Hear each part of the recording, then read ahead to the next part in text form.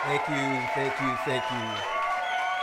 Thank you, thank you. You're too kind. Thank you, thank you. Thank you. Thank you, thank you, thank you. I've been going a little bit, but I'm back now. Thank you, thank you. You know, growing up as a kid, sometimes the little things is what get you. I had this one teacher, right? And she used to do things on purpose. What I mean, like do things on purpose. If she know that you are a class clown, she won't put you on punishment. She won't give you late detention. She won't even call your parents. You know what she'll do? She'll make your ass read out loud. I don't know about y'all, but growing up in the projects, a lot of the young kids, they know how to read. And they was embarrassed reading out loud. So sometimes when the teacher know she can get you to be good, she'll make your ass read out loud. So there's this one particular kid, right? I can't remember his name top of my head. I remember his name was Ryan or something like that. I don't remember his name. Anyway, he was so bad. He did everything right. He poured water on people and brought water balloons. And one time, the little boy brought water balloons in, and he had them in his book bag, and he just started throwing them in the class. Throwing water balloons in the class. It's like, what? What's going on here? Why is he throwing water balloons? Anyway, so the teacher used to make him, stand in the corner sometimes, and she seen that didn't work, right? So she said, okay. She came up with this method. She said, maybe if I embarrass these kids or embarrass this kid, I can get him to be good, because I know that if I embarrass him and make him do something like read out loud, then he won't be bad. So she sat us all in a circle, and she said, okay, class, I'm going to do something different today. And everybody's looking like, what is she going to do? What's she going to do? And she's like, okay. I'm going to start around the room, and I want y'all to read the first two paragraphs. Now, me, I could read, but I couldn't read that well. And I used to always read in my head. I never read out loud. See what I'm saying? So sometimes when you read out loud, you fumble over words, and teachers looking at you like, and all the kids looking at you like, this little nigga can't read. You know what I'm saying? So, but all the kids was like this to a certain degree. But some of them was better than others. All of them was like this to a certain degree. Anyway, so when she said 2 paragraphs, that's a lot of words.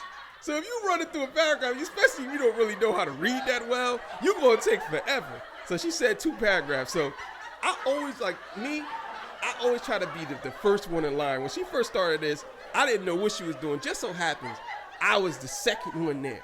So I said, she going to go around the room, and she picked this girl first. And she was okay at reading. So she read the first 2 paragraphs. And she used to do this little smart thing, right? She used to say, don't be reading ahead either. And I think it's like, why are you telling me not to read ahead? It's like, because I need to prepare myself for this reading. I need to prepare myself. So if you're telling me don't read ahead, that basically you're saying, well, if you read ahead, then you already know what's coming. The words are coming, and you know. So I used to do it anyway. So this is what she used to do, right? She caught on to me, and I used to read ahead, right? So she'll skip me. She ain't going to the circle the first time. So she'll say that because she knew your reading level. Teacher knew your reading level. So what she'll do is she'll go to the first person, and then if I'm not first, she'll skip me and go to the next person. She'd be like, okay, you. She didn't go in a circle.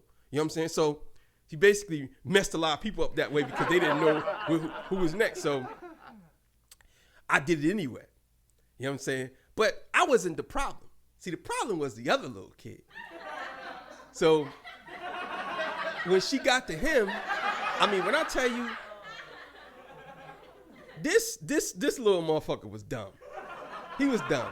Like, and I don't mean to say it like that, but he was dumb as fuck. Like, he didn't know nothing. When I tell you, he couldn't read no words. He didn't know nothing. So it was basically, the whole thing she did was basically to set him up. She wanted to set his little ass up because he was a terror. So she wanted to set him up and embarrass him in front of the class.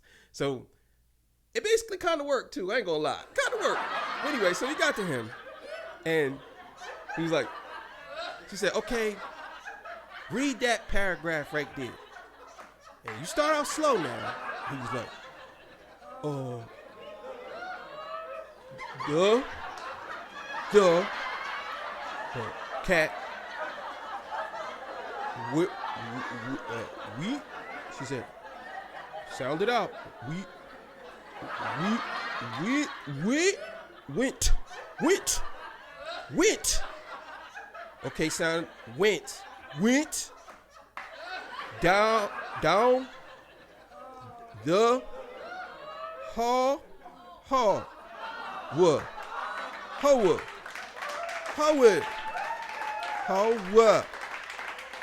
said, sound it out.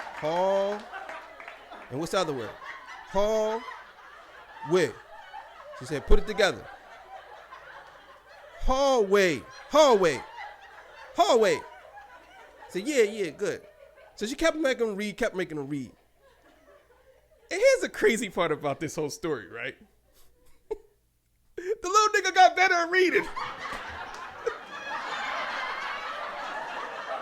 After like the third week, this little motherfucker was running through the paragraphs and everybody's looking at him like, how he picked up on shit so quick. And niggas looking at him like, I'm looking at him like, he was just, I don't know if he went home and he just was obsessed with reading or whatever, but like 2-3 weeks later, she thought she had him and she didn't.